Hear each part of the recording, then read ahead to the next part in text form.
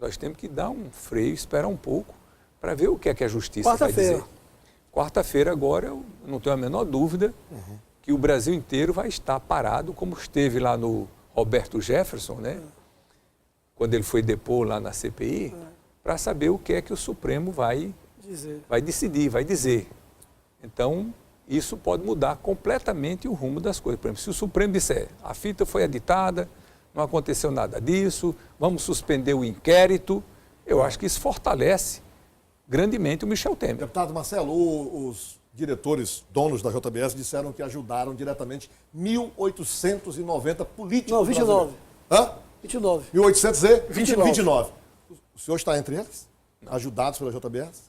O senhor não recebeu recursos da JBS, nem oficial, nem extraoficial em sua campanha? Nem oficial, nem extraoficial. O senhor reúne, a partir daí, mais condições morais ainda para tratar sobre esse assunto. E aí vamos além. Eu quero deixar isso claro, é importante. Suponhamos que o STF... O senhor procurou a JBS, o senhor pediu uma ajudazinha na campanha? Eu não conheço ninguém de JBS. Sim, eu conheço a JBS por informação de jornal que a gente consumir acompanha produtos. e que a gente tem orgulho de ter a maior empresa do mundo. Né? Proteína animal, né? É verdade. Agora, suponhamos que, tecnicamente, juridicamente, o presidente Michel consiga uma vitória que, enfim... Vamos ao extremo. Vamos considerar que tudo isso, como o senhor disse, não deu em nada. Ah, foi montado, foi isso e aquilo. Mesmo assim, o senhor acredita que ele ainda reúne condições políticas, não só pelo que aconteceu, mas pelo que a delação diz, que ele há anos vem recebendo ajuda, indicando isso, indicando aquilo. O senhor acha que o governo ainda tem condições de aprovar alguma coisa? E se sustentar? Bom, a situação é muito grave, a gente tem que esperar essa decisão do Supremo e temos que ver também a reação dos partidos da base. Né? Então, sobretudo do PSDB, do Democratas, que são partidos que desde o primeiro instante trabalharam a favor do impeachment, né? Que dão sustentação ao governo Michel Temer, né? E essa relação está um tanto abalada. A gente tem que ver como é que isso vai acontecer. Se o PSDB e o Democratas tirarem o apoio, fica difícil, porque o Michel se segura como? Ele se segura na base parlamentar que ele tem, na Câmara e no Senado, e, sobretudo, no propósito do seu governo. O que é que ele diz? Eu não sou candidato à reeleição, eu sei da minha impopularidade, mas vou deixar esse legado do meu país. É fazer as reformas que são necessárias, que nunca foram feitas e que precisam ser feitas. Então, essa é a minha missão como presidente da República. Se ele perder a base congressual, as reformas, num clima desse, todo mundo que tem experiência política sabe, vocês que têm cobertura, fica inviabilizada. Deputado, aí o governo dele, não desejo isso, mas sem dúvida fica difícil de sustentação. O senhor considera que o Brasil perde se as reformas não forem aprovadas? Mas não tem a menor dúvida. Com toda certeza. Nós temos... Eu acho até que a impopularidade que vinha do presidente Temer favorecia ele. No sentido de ele poder tocar essas reformas. Estava pouco preocupado com a opinião. Sem querer ser geral. não ia candidato também, nada, né? Nós temos a legislação eleitoral mais anacrônica, atrasada e obsoleta do mundo. Nós temos a legislação trabalhista mais anacrônica, atrasada e obsoleta do mundo. Você chega nos Estados Unidos, é muito simples. Vai comprar uma calça jeans lá, calça Levi's, que eu fazia propaganda aqui, que eu gosto de comprar. Quanto custa? $50.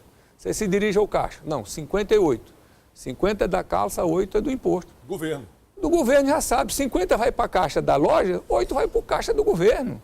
Uma coisa simples. No Brasil não é desse jeito, é tudo nebuloso, você não sabe o que está pagando do imposto. A nossa legislação tributária, sem nenhuma dúvida, precisa ser reformada. Legislação trabalhista. Nós temos uma CLT de 1943. Será que o mundo não evoluiu nada? De lá pra cá. Naquele tempo ninguém nem sonhava que existia computador. Trabalho à distância. Como é que se podia imaginar trabalho à distância? Trabalho era nas fábricas, no chão de fábrica. A pessoa tinha que estar lá trabalhando. Hoje não. Hoje você está na sua casa trabalhando. E você está trabalhando por uma empresa que está na Índia, que está no Japão, que está nos Estados Unidos. Como é que é a legislação? Você tem que atualizar essa legislação. E a legislação previdenciária, não tem a menor dúvida. Graças a Deus, nós estamos vivendo muito mais. Eu fiz uma pesquisa, Pedro, na década de 50, olha, não é coisa assim de 100 anos atrás, não. Na década de 50, a vida média, a expectativa de vida do brasileiro eram 43 anos. 43 anos. Hoje nós estamos com 75 anos e meio, em média, os homens vivendo em média 72 anos no Brasil e as mulheres vivendo 79 anos. Então, todos os países do mundo ou fizeram, ou estão fazendo, ou estão tentando fazer uma reforma da Previdência. Por quê? Porque, graças a Deus, a população está vivendo muito mais. Ora, se está vivendo muito mais, vai passar muito mais tempo aposentado. Para passar mais tempo aposentado, tem que ter mais dinheiro. Como é que vai ter mais dinheiro? Você tendo que contribuir mais. Deputado, então, essa temos um minuto. é uma questão rápida aqui. Nós temos um minuto. Nós recebemos muita reclamação aqui da BR-135. O senhor resolveu lá essa questão da BR-135? Você vai mudar? O Feitosa então deixa o Feitosa concluir lá e vem aqui da BR, porque senão mistura. Essa campanha contra que é falta de informação do país? Não. O que há, Feitosa, eu tenho dito na reforma da Previdência, é que é uma reforma que parece que foi feita apressada e foi feita em gabinete. E o Brasil não é o Brasil. O Brasil são vários Brasis. O Brasil do Nordeste é completamente diferente. Quer dizer, o brasileiro, o homem brasileiro, vive 72 anos, em média. O homem piauiense, nordestino, vive 66 anos. Está compreendendo? Outra coisa, o trabalhador rural. Nosso tempo. O trabalhador rural, como está na reforma da Previdência, o trabalhador rural do Piauí, aquele da economia familiar, ele não tem a menor condições de cumprir aquilo que está sendo exigido. Deputado, só de Veja agora, nós passamos 5 anos de seca. O que foi produzido durante esses 5 anos de seca no semiárido piauiense? Nada. Como é que a pessoa, como é que um trabalhador, olha a reforma, o tanto que essa produzida reforma... muita dívida bancária. Como é que essa reforma exige uma contribuição mensal de todo o trabalhador rural? Se ele está com 5 anos que não vem um tostão. Está vivendo de quê? Vivendo de Bolsa Família e vivendo dos pais e dos avós tem dois problemas aqui rápidos. Para a gente concluir. Pois não, mas pode só um, Douglas. A saída de Teresina, BR-135, são problemas que a gente sempre recebe reclamação aqui. Tem algum trabalho nesse sentido para tentar resolver esse problema?